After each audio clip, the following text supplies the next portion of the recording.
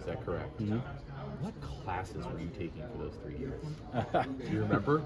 I don't even remember exactly what the track was, and that was only so I only did that for 1 year. Oh, you did? Yeah. Okay. So it was an interesting time, but it was kind of that time, like right as the analyst QC was being introduced Gotcha. into college football. Yeah. So I took that analyst QC role, and then college football said those guys couldn't really coach. Yeah. So I moved into a GA role. Okay. So it was kind of a weird transition, but it was there wasn't a ton of schooling, but I did. Yeah. Do you remember any of the classes? It had to be some. Yeah, no, it was great. We had a professor that was some kind of sports leadership kind of track, okay. and we had a great professor. That's cool. So, yeah. That's before probably online classes. You had to actually go into classes. Yeah, there wasn't. I don't think there was any online classes then. Yeah, that's crazy. Yeah. Do you have a UCF national championship ring? I do. Do you? I do. Yeah. Where do you keep it? Oh, I don't know. It's in. It's in Your wife knows. Yeah, it's in a box in some box in our house with all other rings and plaques and things like that. You were there for 2 years at UCF.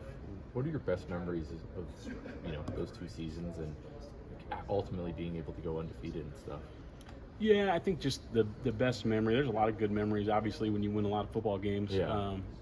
But walking into a program that was 0-12 and those young men were a little bit down, maybe not loving football at the time, just because of how the last season went, and seeing that renewed spirit in them and getting those guys to enjoy being around each other and being around the coaches again. I think just being in the locker room with those guys are the best memories. Is that one of the coolest things for a coach when you can kind of almost put it on hey, this new staff makes an impact going from 0-12 to an undefeated season? Yeah, I mean that's a really cool thing, and sometimes it doesn't have as much to do with the coaches as everything else, but it kind of did. But we had really good players, really good kids, much like Boise, just unbelievable players on this team and unbelievable young men. Yeah. So it's just fun to be around them. It's really fun to see them, those guys from UCF, which I'll see these guys as well, and those guys from Oregon and Nebraska, but seeing what they've done post-college football is really cool. Will there be any guys that you coach that, no, there's no way, that'll play you guys week 2? No, I wouldn't think so. Yeah, I think our last year was 17, and all those guys are. Yeah. There may be a couple guys that we recruited that came in that we never coached, but they're gone. Yeah. To look at those defenses from UCF, I mean, the stats, the guys, it's fantastic. And then at Nebraska, things just didn't seem to go right. I mean, I think it was like 12th defense in the Big Ten or something. What do you think kind of went wrong for you and everyone at Nebraska?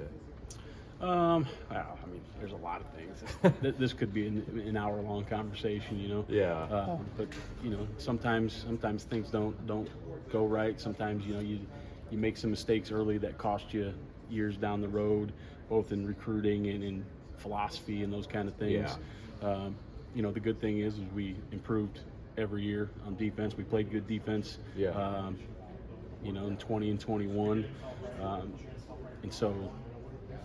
We were proud of a lot of things, but a lot of things just didn't work out. Yeah. There's so many external and internal factors that go into that.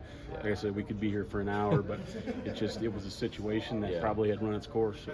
Is it tough? Like, you elevate yourself as a coach. I mean, from GA and whatever, and you become defensive coordinator at Nebraska. Is it tough to step back and go to Boise State as a position coach? No, Okay. It's football is football. Yeah. And as long as you're around good people, it's been really awesome to be here, and it's all about how you deal with the situation too.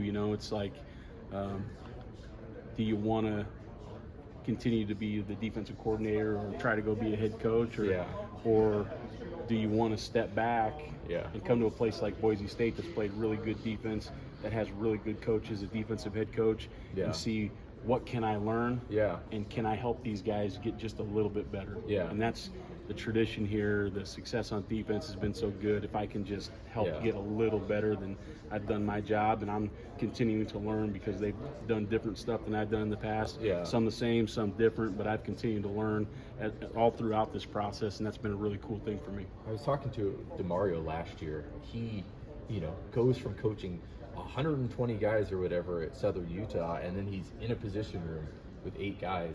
And like, I would have to think in some way that's like freeing a little bit to be like, hey, these are the guys I just need to make better. And it's like, you can really kind of focus on that. Like, have you found that these last couple months of like kind of a, rejuvenation a little bit of like, all right, these are the guys I got to worry about. I'm going to give my all to them. Yeah, I think the way that we work on defense too, though, is we are always trying to work together to help the scheme get better. Gotcha. Whether it's Kane as the safety coach saying something about the defensive line, or the defensive line talking to Spencer, it doesn't matter in that perspective. Kind of the one kind of I don't know, nice, but one thing that's been good to get back to a little bit is, when you're the coordinator and you're in charge of 55 guys, you're worrying about a lot of guys. Yeah. Now it's really getting to know a smaller group. Yeah. You can really focus on getting those guys at your house and getting them around your family and getting to know them as people. Yeah. And I think that's probably the coolest part about going from coaching a large group back into a small group. I never thought about that. If like you can have these people, these guys at your house, and it's easy. Yeah. It's not a big deal. That's awesome.